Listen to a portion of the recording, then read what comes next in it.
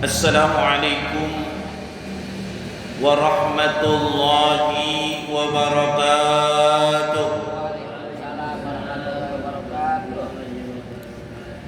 Bismillahirrahmanirrahim. Alhamdulillahi rabbil alamin. Wassalatu wassalamu ala sayyidina wa nabiyyina wa habibina wa syafi'ina wa maulana Muhammadin wa ala alihi wa sahbihi ajma'in. Allahumma rabbana fanfa'na bima 'allamtana. Rabbi fakina faki ahlana. Allahumma inni a'udzu bika min 'ilmin la yanfa' wa qalbin la yakhsha wa du'ain la yusma' wa amalin la yurfa. Allahumma aghnina bil 'ilmi wa zayyina bil hilmi wa akrimna bit taqwa wa jamilna bil 'afiyah. Allahumma rabbi fir lana wa liwalidayna warhamhuma kama rabbayana shighara.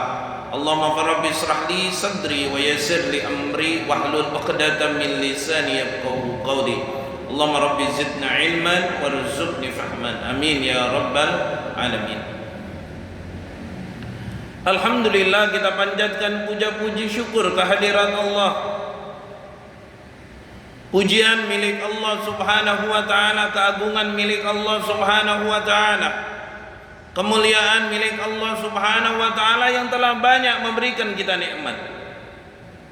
Nikmat yang tidak terhingga adalah nikmat ibadah kepada Allah. Nikmat yang tidak terhingga adalah nikmat iman, nikmat Islam kepada Allah yang diberikan kepada kita. Nikmat ibadah, nikmat zikir, nikmat baca Al-Quran, nikmat sholat, nikmat zakat, nikmat sedekah, itu adalah anugerah Allah subhanahu wa ta'ala yang paling tinggi. Anugerah Allah subhanahu wa ta'ala yang paling mulia kepada kita manusia. Seandainya kita tidak diberikan nikmat iman, nikmat Islam, nikmat ibadah kepada Allah, maka kita hidup bagaikan hewan.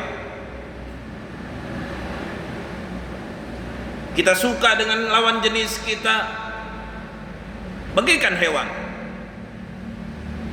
Kita lapar bagaikan hewan. Kita minum bagaikan hewan. Kita berkehidupan bagaikan hewan. Kita buang kotoran bagaikan hewan. Tapi karena Allah subhanahu wa ta'ala memberikan iman dan Islam, kita nikah, bersuami istri, mempunyai anak keturunan. Kita makan ketika pun kita lapar, ada aturannya. Kita minum walaupun kita haus, ada aturannya. Kita bekerja, ada aturannya. Kita beraktivitas, ada aturannya. Bahkan ketika kita buang air besar, ada aturannya. Kenapa? Karena ada nikmat Allah subhanahu wa ta'ala yang diberikan oleh Allah kepada kita. Nikmat yang mana didasari dengan Al-Quran dan As-Sunnah. Tidak hanya kita mendapatkan nikmat, oh ya alhamdulillah saya dapat nikmat, tapi tidak pakai aturan dan Al-Quran dan hadis, maka orang itu pun hidup sama seperti hewan. Dia makan sekedar kenyang, dia minum sekedar haus, dia beraktivitas sekedar beraktivitas, dia buang kotoran sekedar buang kotoran. Orang seperti ini, maka orang tersebut akan merugi. Apa yang menjadi rugi buat dirinya? Karena dia dapat nikmat dari Allah tapi tidak pakai aturan Allah, tidak pakai aturan Rasulullah sallallahu alaihi wasallam. Ini pentingnya kita duduk di majelis ilmu. Pentingnya kita duduk di majelis ilmu. Ada di dalam ilmu kesehatan, orang itu kalau mau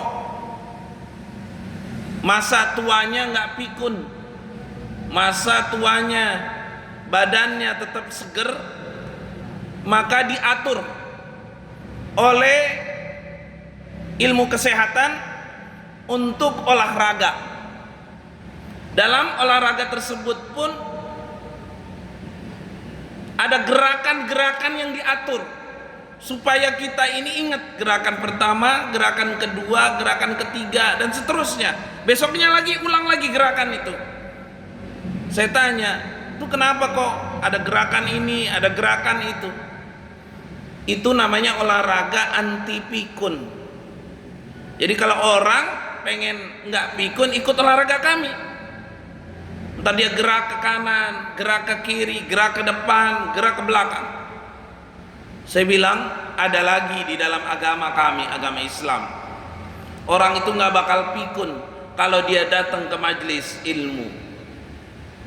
Kalau orang ke majelis ilmu, dia ingat apa yang dia dengar, apa yang dia lihat, dia ingat nanti pulang. Besok dia datang lagi, dia ingat lagi.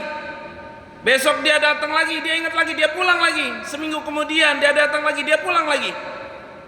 Itu namanya olahraga pikiran lewat hati, digabungkan sehingga menjadi iman takwa kepada Allah. Apa kata orang, kata kiai, kata ustadz, suruh begini dalam agama, dia laksanain. Besok dia ingat lagi, dia dengar lagi apa tuh nasihatnya, dia ingat lagi, pulang lagi, dia ingat lagi nasihatnya, pulang lagi, jalan lagi, hidup lagi kembali, dia dengar lagi pengajian di mana, dia ingat lagi. Maka itu olahraga yang paling baik. Karena otak kanan dan otak kiri kita dibuat menjadi sehat. Salawat serta salam semoga tercurah kepada junjungan kita, baginda besar Nabi Allah, Nabi Muhammadin sallallahu alaihi wasallam. Ya Rasulullah, salamun alaik ya rafi'a syani wa darani. Ya Rasulullah,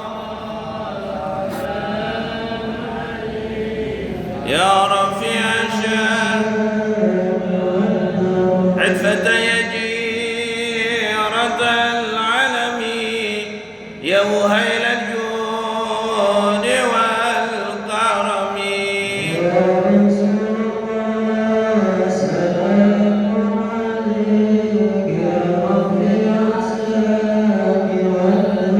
نحن جيران بذا الحرم حرم الإحسان والحسن.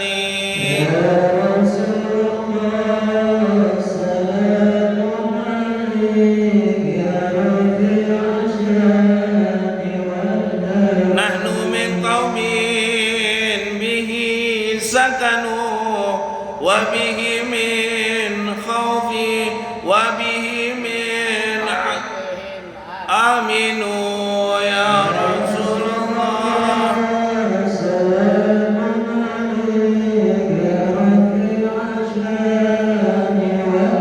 وبآية القرآن عنوفة إذنا خلواني. يا رسول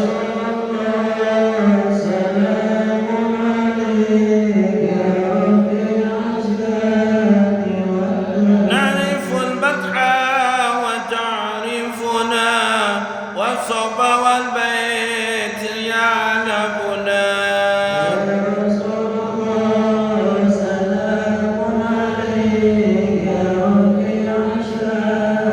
رب فانفعنا ببركتهم واهدنا الحسنى بحرمتهم.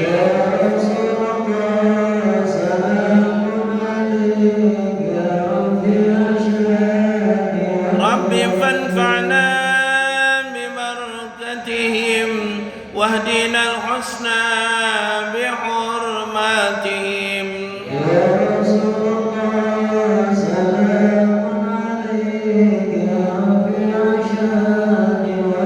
وأمتنا في طريقتهم ومعافاة من الفتن.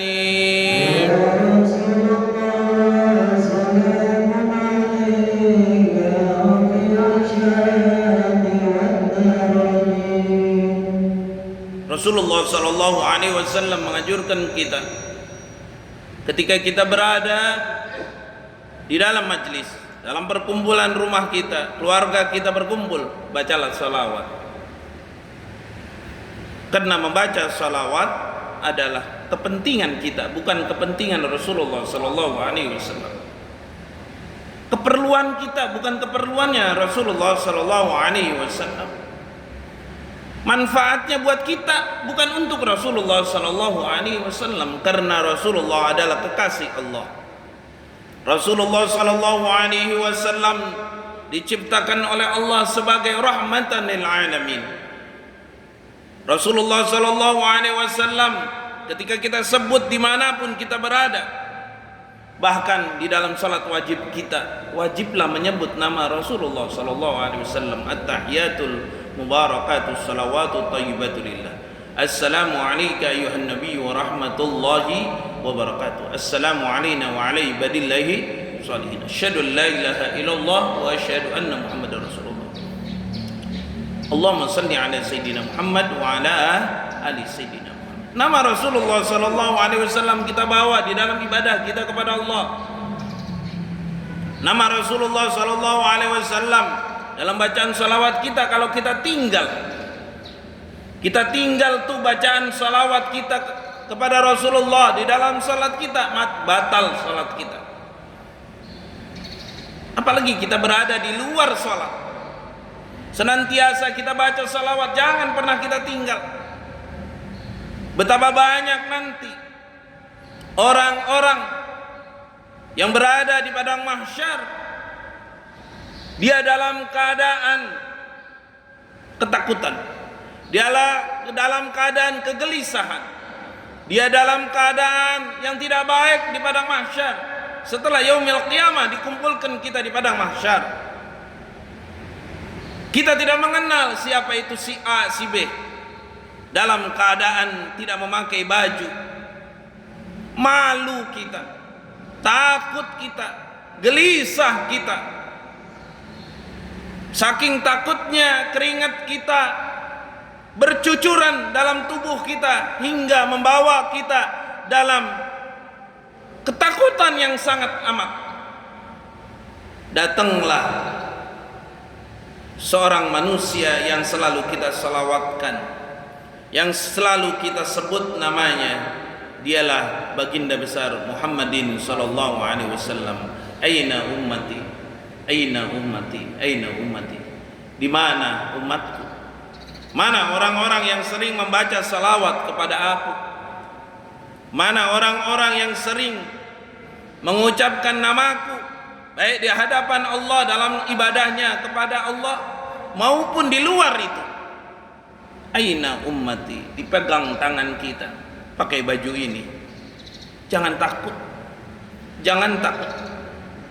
Kalau seandainya kita analogikan, kita contohkan, ketika kita berada dalam satu tempat, dalam keadaan gempa mungkin, dalam keadaan hujan deras mungkin, dalam keadaan cuaca yang tidak baik, gelap mungkin, rame-rame, mati semua listrik, mati semua aktivitas hidup manusia. Kita dalam keadaan takut di pinggir jalan, lalu tiba-tiba datang pertolongan. Datanglah teman kita membawa mobil, lalu kita masuk ke dalam mobil ini. Dibawalah kita ke tempat yang